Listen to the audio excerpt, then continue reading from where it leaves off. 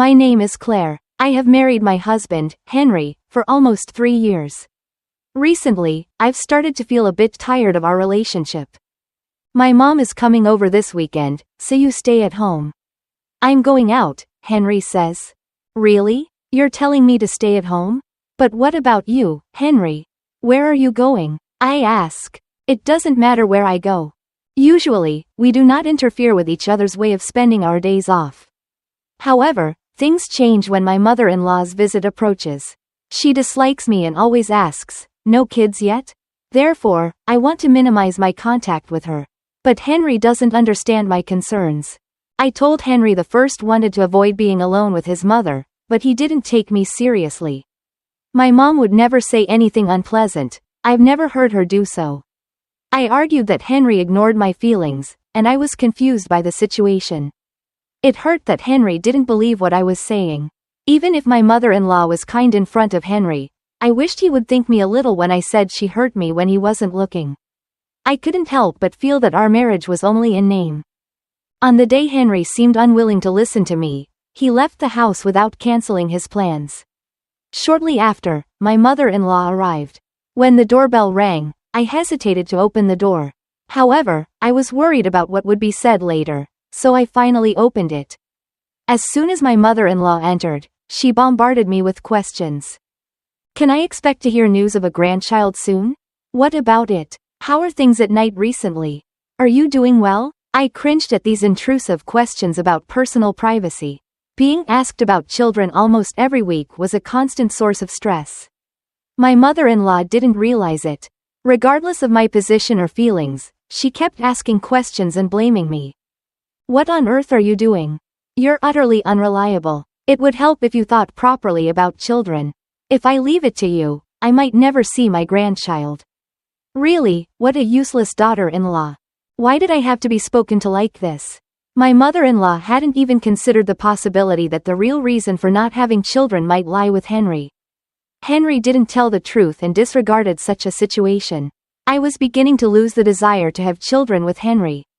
He had already left dealing with his mother to me and went out to have fun. If a baby were born in the future, he would ignore it. Even if I asked for help with childcare, he'd likely say, "I have things to do," and leave all the baby care to me. I can easily imagine this scenario and have lost confidence in raising a child with Henry. No matter how much my mother-in-law says, "Let me hold my grandchild," it's impossible because I don't want children myself. Yet, she doesn't stop preaching, "It's your body's fault that you can't have children," and criticizing my attitude. Maybe Henry doesn't want to stay home because you're not trying hard enough. After my mother-in-law left, I immediately contacted my father-in-law. I told him she was saying whatever she wanted to me, giving irrelevant lectures, and Henry was gone somewhere. He apologized, sounding genuinely sorry. My father-in-law is a close friend of my father, and because of that connection, I was able to meet Henry. Henry and I were married in a way similar to an arranged marriage. My father-in-law liked my father and me and was always on our side, which probably didn't sit well with my mother-in-law. My mother-in-law once had an affair, which my father-in-law discovered. They stayed together for the children's sake, but I heard his trust in her was gone. Since then, Henry became an adult, but my mother-in-law, who lacked the confidence to live independently, was reluctantly kept in the house by my father-in-law. Feeling out of place, my mother-in-law treated me coldly and vented her stress on me, which left me bewildered. What should I do? My father-in-law apologized, saying, "I'll talk to her and tell her to be careful," but my mother-in-law had never accepted those words. I don't expect her to change now, considering her personality. Just when I felt constrained, a shocking and sad event struck me. My father passed away suddenly, and just a month later, my father-in-law also died. I couldn't bear the grief of losing them both so quickly. Despite my situation, Henry and my mother-in-law continued to pressure me. It all started with what my mother-in-law said at my father's funeral. I heard a rumor that Claire's father had a huge debt. I heard this for the first time. My father had never mentioned any debt to me. What's more, my mother-in-law had already told Henry about this. "Claire, did you know this? We were waiting for Henry to inherit his parents' wealth." At that moment, Henry looked at me, But his gaze wasn't one of a loving husband, it was filled with hostility. I regretted marrying him. My father-in-law was quietly angry when he heard my mother-in-law's remark. "What are you saying? Be mindful of your words," he admonished. Thanks to my father-in-law's words, I managed to contain my anger at the time. If he hadn't spoken up, I might have yelled at Henry and my mother-in-law immediately. However, my father-in-law, who had been my protector, passed away just a month after my father's death. I lost both of them, who had been on my side, at the same time. Henry and my mother-in-law seemed even more unrestrained in their behavior. One day, Henry was still home when my mother-in-law came over early.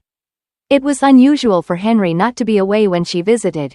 It seemed they had some secret plan. "Claire, come over here," Henry ordered. I moved closer to Henry and my mother-in-law. They had taken over the living room sofa, so I stood. "Sit on the floor," I was ordered. Then Henry, with a stern face, started to speak. "Your father left a debt when he died, didn't he?" "It seems so. In fact, after my father's death, a lawyer had come to discuss his estate. It was then revealed that my father had left a debt of $2 million. But how did Henry know this? I have no intention of covering the debt. Why did you keep quiet? Are you afraid of being abandoned by me? Did you plan to use my money to pay off the debt?" he accused. "Of course not," I replied. Indeed, I hadn't mentioned the debt, but it wasn't for any ulterior motive. My father had $2 million in debt, but I wouldn't need to pay it if I renounced the inheritance. Just as I was about to explain this, Henry and my mother-in-law presented me with divorce papers. What a disappointment, a money-eating bug. "You have your father's DNA, who made debts. I can't be with a woman like that," Henry spat. "Let's get divorced," Henry said. I wanted to explain that I didn't need to pay the debt, but I hesitated. Even if I explained, life in this house was entirely stressful. Now that both my father and father-in-law were gone, it seemed wise to get divorced while Henry wanted it rather than stay in a house where I was surrounded only by enemies. "Let's get divorced," he prompted again. I signed the divorce papers. My mother-in-law and Henry said, "Let's have a lavish dinner," and left happily with the divorce papers. While they were away, I started packing my belongings. With the help of a friend, I sorted out my things and left the house. As I was leaving, I heard from behind, "Good riddance." It feels refreshing. Finally, a relief. Good for us. I ignored their happy voices and left the house without looking back. Afterward, I reported my divorce to the company and started a new life at a new workplace. Being single, I was transferred to a subsidiary in a distant land. It was a subsidiary, but I was assigned an important position, and my salary increased. Then Henry and my mother-in-law started contacting me, one after the other. "What's going on? Give me back my money right now." I didn't understand the situation. Suddenly, he contacted me, and on top of that, he brought up money, which left me in a panic. At first, I didn't understand what he was talking about. After calming down, I finally grasped what he was saying. It was about the inheritance.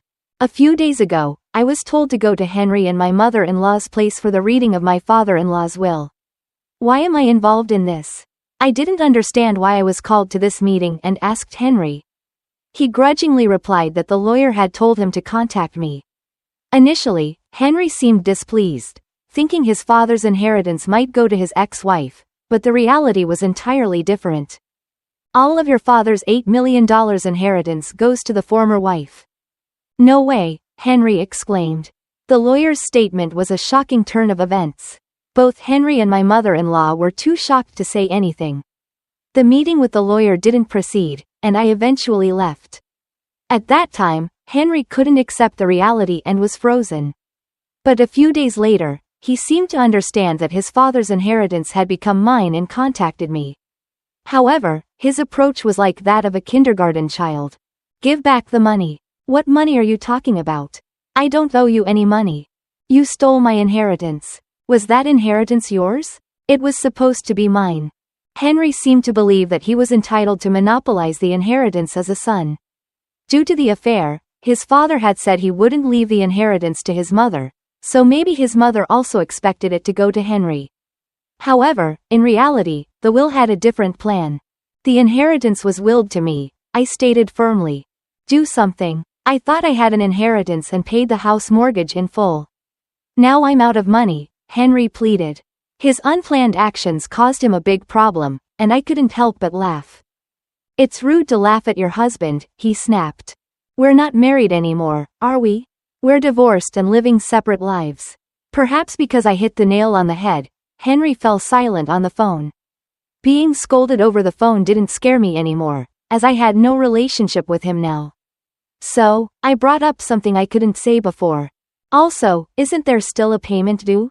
Aren't you going to pay it yet? Payment? What are you talking about?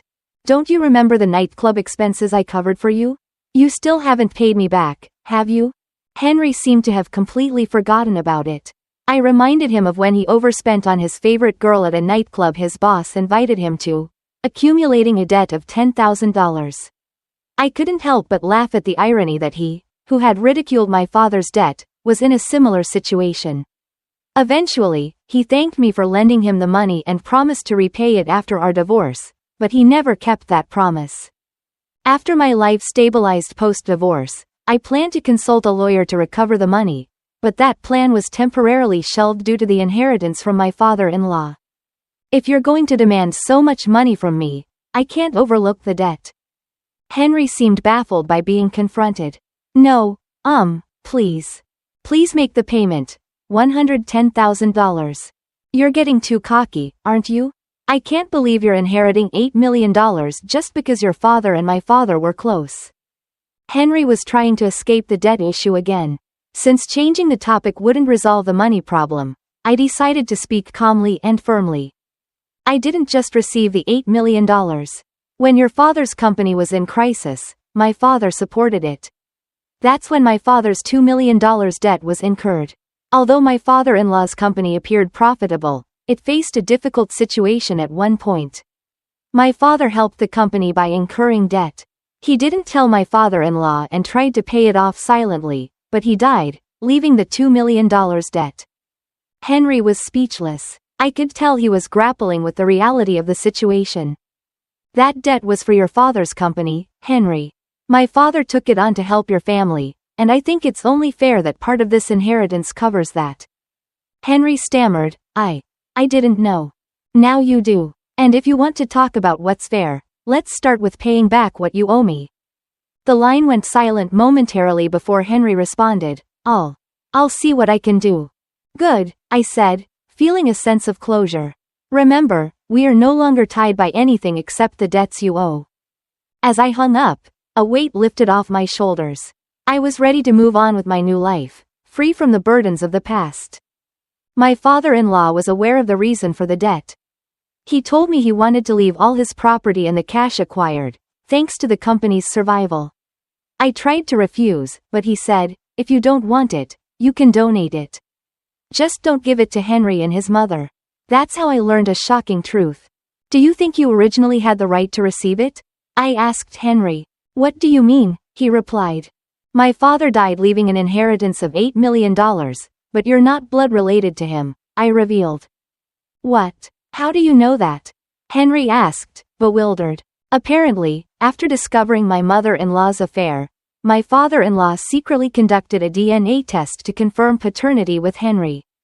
It turned out that Henry and my father-in-law were not blood related. Since the biological father of Henry, my mother-in-law's affair partner, couldn't afford to raise a child, my father-in-law decided to take Henry in.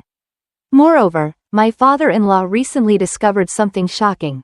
Henry and my mother-in-law secretly dine out regularly with the affair partner behind my father-in-law's back. Listening to their conversations revealed that Henry and his mother had treated my father-in-law like a wallet for a long time. Upon learning this shocking fact, my father-in-law decided not to leave the inheritance to them. When I explained this, Henry responded with surprise and embarrassment. So my father knew about that. He finally seemed to understand why he wasn't receiving the inheritance. With that realization, I felt confident in what I had to say. Don't forget about the $10,000. I'll hire a lawyer if necessary to recover it, I stated firmly.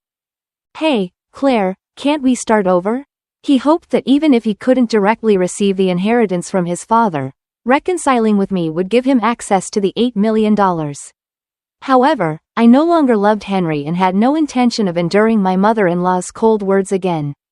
I have no intention of starting over, I said, and with that, I hung up the phone. Henry later went to my workplace, but since I had already informed the company about him, they told him, "There's no employee by that name here." Moreover, I was at a distant subsidiary so that we won't be meeting again.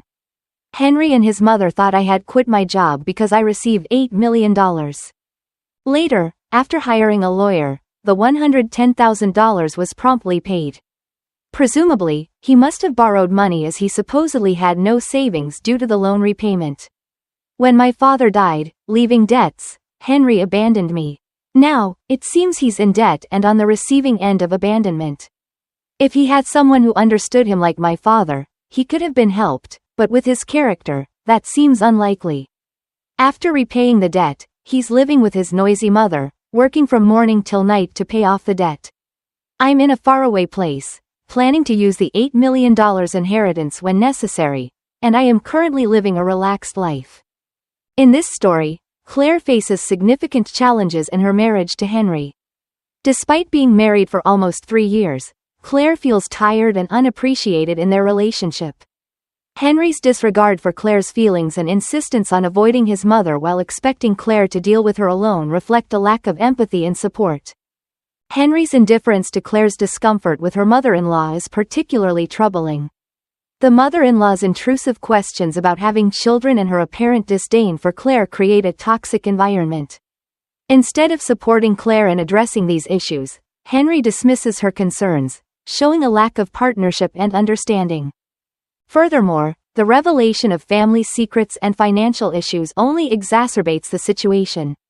Henry and his mother treating Claire's father-in-law like a wallet, combined with Henry's hostile behavior towards Claire, indicate deep-seated problems in the family dynamic. The inheritance dispute and Henry's attempts to reconcile for financial gain highlight his manipulative and self-serving nature.